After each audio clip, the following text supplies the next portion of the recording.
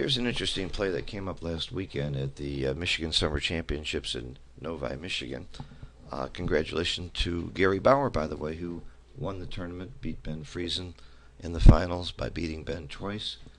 Ben was a finalist for the second year in a row in this tournament and is really coming on strong. And Gary, we know, is a very strong player.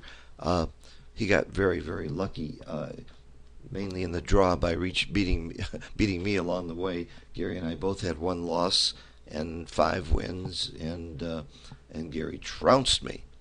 We had some very interesting positions, and one in particular I'll be doing a video on very soon.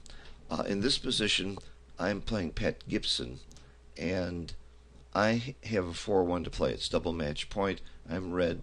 Think about how you would play it. Give it a little thought. You can pause the video, come back. A lot of good plays here.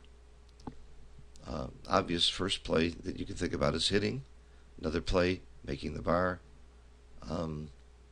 That's about all I see, really, hitting or making the bar. The right play, and I think most good players would find it. I'm not going to pat myself on the back that I hit, but the right play is to hit.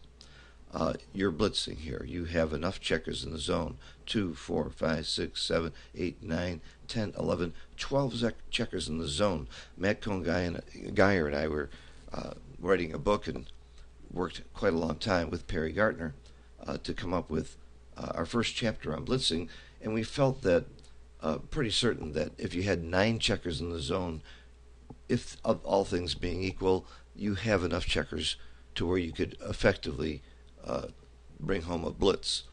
But if you have 10, 11, or 12, then you really have a great blitzing situation, and here you do. You got a checker on the bar. Even though I don't need gammons in this position at DMP, your blitzing just wins you more games. And it's clearly the right play. There's a lot of other clues to why it's the right play. If I don't hit, I'm leaving all kinds of blots around the board where he might be able to come in 27 out of 36 times and hit. How do I know it's 27 out of 36? You learn these numbers quickly, but there's an easy shortcut. There are 3 points made in the inner board. 3 times 3 is 9. That means there's 9 rolls that don't come in. 36 possible rolls, 27 that do. If I had one more point made, 4 times 4 would be 16 rolls that don't come in, and 20 that do.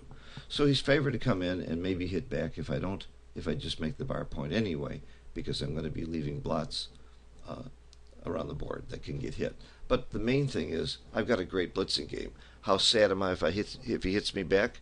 I come in 32 times. 2 times 2 is 4 from 36. 32 out of 36 times I'm going to come in, and I might even pick up another checker by hitting this one here.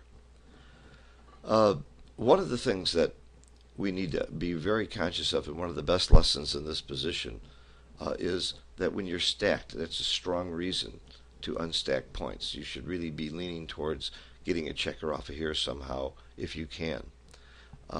There's another real good lesson about this position as well, and that's looking at the whole board. This blot was a huge incentive to hit, knowing that I come in so often and might pick up another checker. And one of the proofs that this blot is important is to change the position, cover the blot, and now it's going to be wrong to hit. Now the hit is riskier. The reward from getting hit back isn't as great. It's still close, but clearly right not to hit. So one thing that myopic backgammon players don't do is look around the entire board. And another thing that many players don't do is think about the next roll. What if I am hit back? What's the ramifications here and here? Well, it's tremendously better for you if you do get hit from this position, and that's why that swings the play as well. I hope this was instructive. Hope you enjoy watching these videos, and I will see you again soon. Phil Simborg for the USBGF. Thank you.